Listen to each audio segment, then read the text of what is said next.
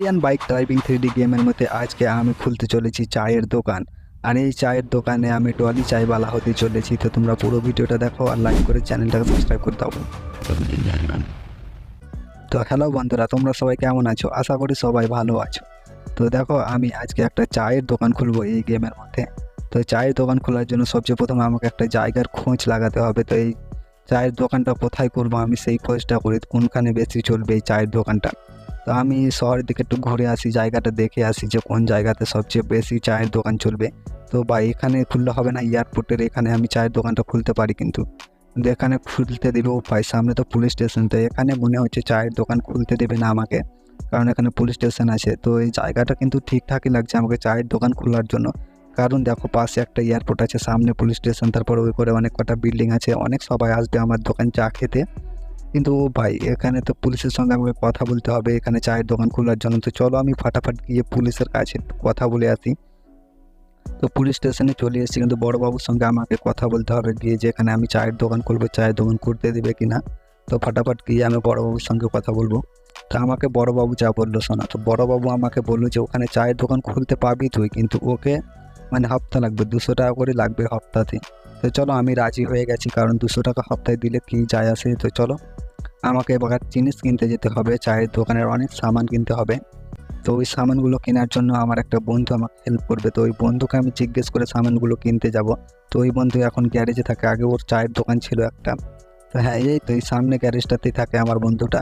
তো আমি ওকে জিজ্ঞেস করি গিয়ে যে ও সামানগুলো কোথা থেকে নিত এই চায়ের দোকানে।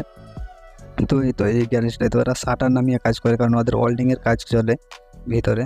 তো ভাই বন্ধু তো আমাকে বললো যে এখানে একটা নতুন শপিং মল করেছে, সেই শপিং মলে আমি সমস্ত সামান পেয়ে যাব।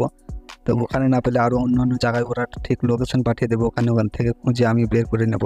তো চলো এবারে আমাকে যেতে হবে ওই শপিং মলে। তো কনস্ট্রাকশন এরিয়াতে চলে এসেছি, শপিং মলটা এই তো শপিং মলটা এর ভিতরেই আছে সব কিছু সামান। তো চলো দেখাই যাক। তো ভাই এখানে কি কি আছে, এখানে কেটলি আছে, কাপ আছে, আর একটা ঝুড়ি আছে, আর একটা টেবিল। তো এখানে আমি 3-4টে সামান পেয়েছি ভাই, স্টপ আছে শুধু একটু। তো এই স্টকটাও পেয়ে গেছি। তো এই সামান কয়টা আমি অর্ডার করে দিই, এটা অর্ডারের মাল। তো চলো আমি অর্ডার করে দিয়েছি। তো এবারে আমাকে একটা দুধ রাখার জন্য হান্ডা অর্ডার করতে হবে। তো এই হান্ডাটা এখানে পাওয়া যাবে বলছিল। তো চলো এই কনস্ট্রাকশন এরিয়ার ভিতরেই আছে এই হান্ডাটা, এখানটাতে বলেছিল। তো ও ভাই এই দেখো হান্ডার একটা টেবিল, তো এটাও অর্ডার করে দিই। তো চলো আমি দুটো জিনিস অর্ডার করে দিয়েছি। তো আরও আমার জিনিস দরকার দোকানের জন্য, অনেক কটা সামানের দরকার আছে। তো এবার ফাটাফাট আমি চলে যাবো, একটা মেগা র্যামের নিচে আছে বলছে আরও সামান। তো চলো ওখানে চলে যাবো। তো এই দুটো জিনিস অর্ডার করে দিয়েছি আমি। তো এই দেখো সামনে আছে, এই মেগা র্যামটার কথাই বলছিলাম মনে হচ্ছে। তো এখানে অনেক সামান পাওয়া যাবে। তো চলো দেখা যাক আমি সামানগুলো পাই কি না। তো ভাই ভাই এই তো সামানগুলো কোথায়, এই তো ভাই বেরিয়ে গেছে।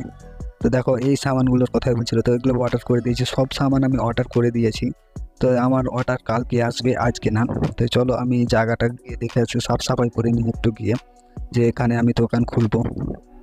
তো এই লোকেশানটা কেমন লাগলো তোমাদেরকে বলো বন্ধুরা, দোকান খোলার জন্য অবশ্যই তোমরা কমেন্টে জানিয়ে দেবে যে এই লোকেশানটা কেমন ছিল। তো এখানটাতে এবার আমি দোকান খুলবো। তো চলো পরের দিন সকালে। The next day.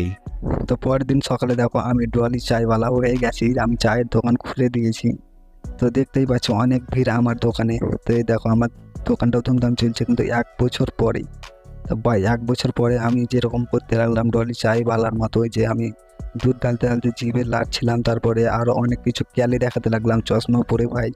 তারপরে আমার দোকানটা একটু ডাউন হতে লাগলো, কারণ লোক আমার এসব দেখে হারকাত দেখে সবাই হাসছিল। কিন্তু আমি কি করবো ভাই, এরকমই আমার স্টাইল হয়ে গেছে।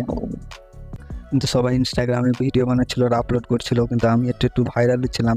সেরকম করতে করতে ভাই আমি দেখো আমার দোকানটা পুরো ডাউনে পড়ে গেছে, আমি আর চালাতে পারছি না দোকানটা। তো সবাই দোকান থেকে মনে হচ্ছে চলে যাবে, তো সবাই চলে গেল দোকান থেকে।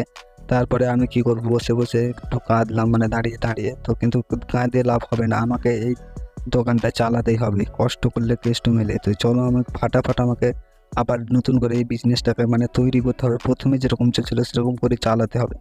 তো 5 বছর পরে, তো 5 বছর পরে আমার দোকানে চলে এলো বিল গেট। আর এই বিল গেটকে চা খাওয়িয়ে আমার কপাল খুলে গেল একদম। তো ভাই বিল গেটও আমার ক্যালি দেখে পুরো ফিদা হয়ে গেছিলো। তারপর বিল গেটকে আমি চা খাওয়ালাম।